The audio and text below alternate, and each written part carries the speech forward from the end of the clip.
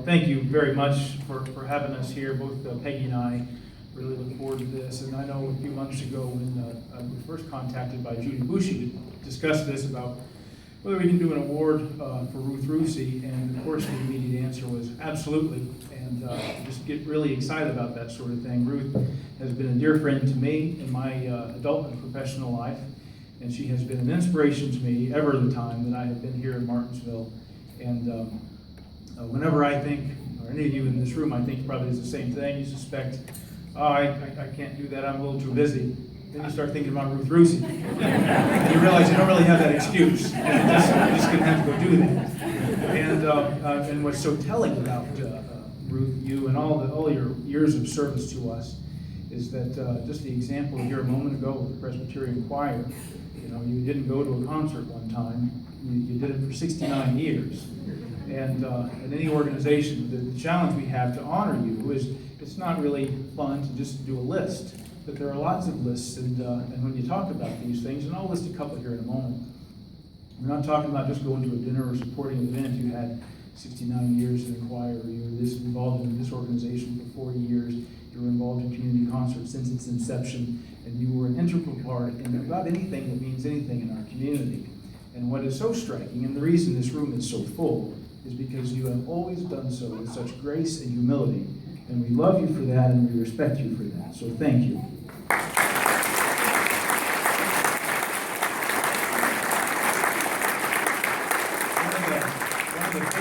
One of the favorite stories I have is that about one of your grandsons. And my wife and he are very good friends, Andy Rusie.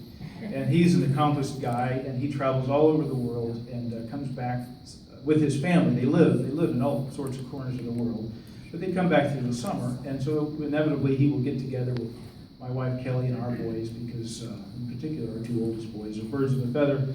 But nevertheless, he will say inevitably when he comes back to the United States, he has to schedule time with his grandmother 30 or 60 days in advance just to get on the calendar. And I think that is absolutely true.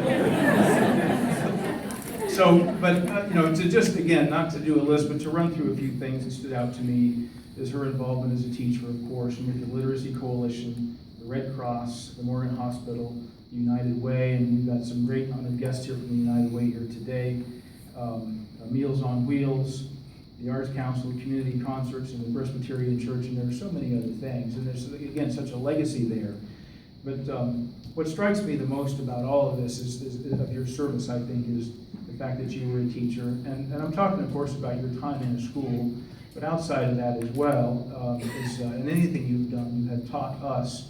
And with the literacy work that you've done, I think what you've done there is perhaps most the special thing that would stand out to me, because whenever you teach someone to read, you give them confidence, you give them purpose, and you give them self-determination, which is the ability for them to decide how they want to live their life.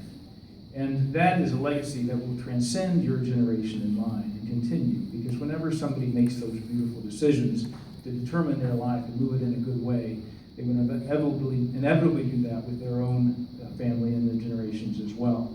So for that, we honor you today, and I think that you will find out here in a moment for that, the governor of the state of Indiana honors you as well.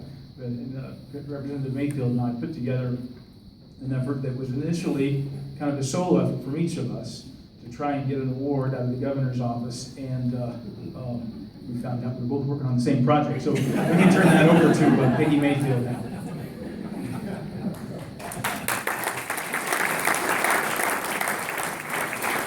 I know that each of us has our own story about how we came to know Ruth. And mentally, I think, can I say Ruth Rusie 10 times fast? I'll never get past about the third one.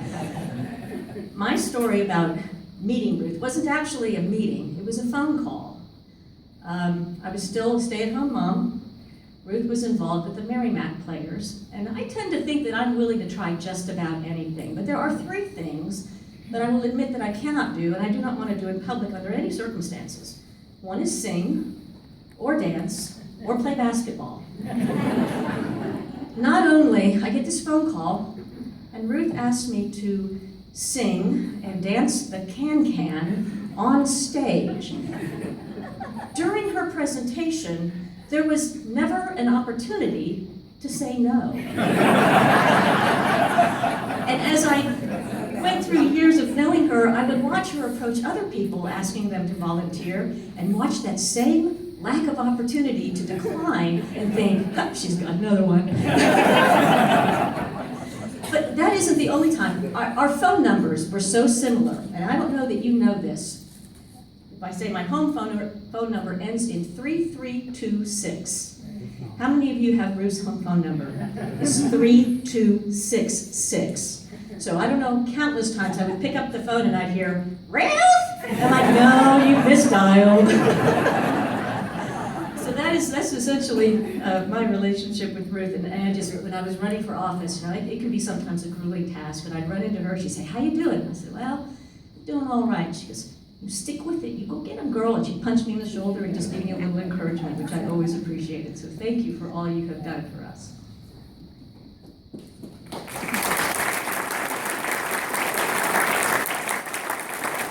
So Senator Bray and I wanted to honor Ruth with an award, and this is the highest award that a citizen of Indiana can receive. The Sagamore of Wabash.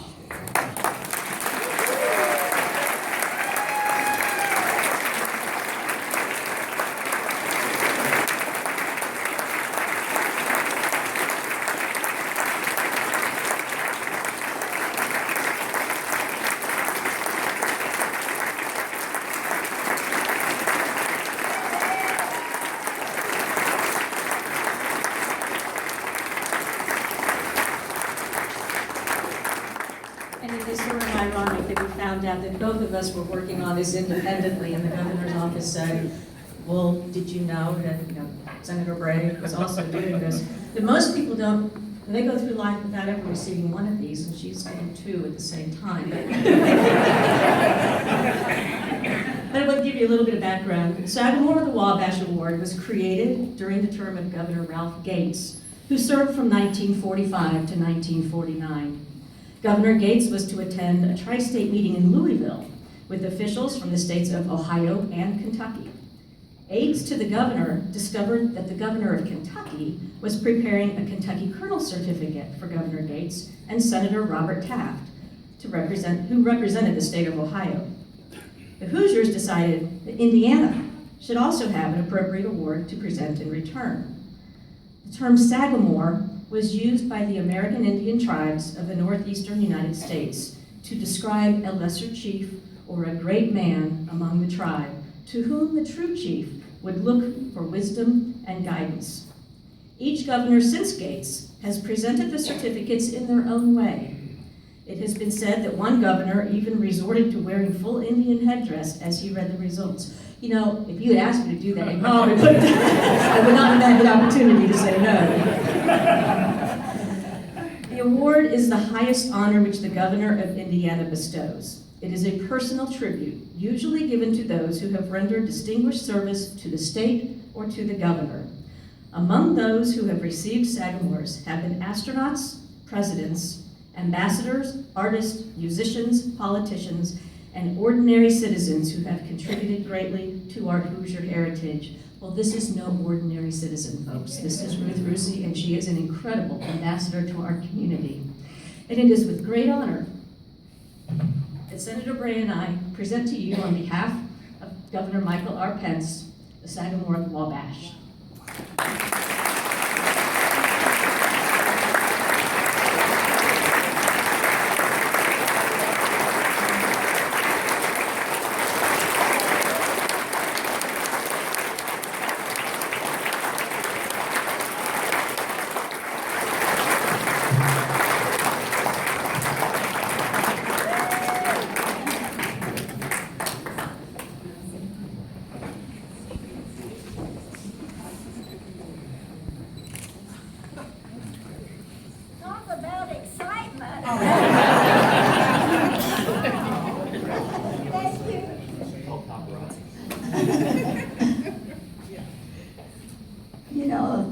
I appreciate you all coming today, but do you realize that nobody does anything by themselves? It takes lots of friends.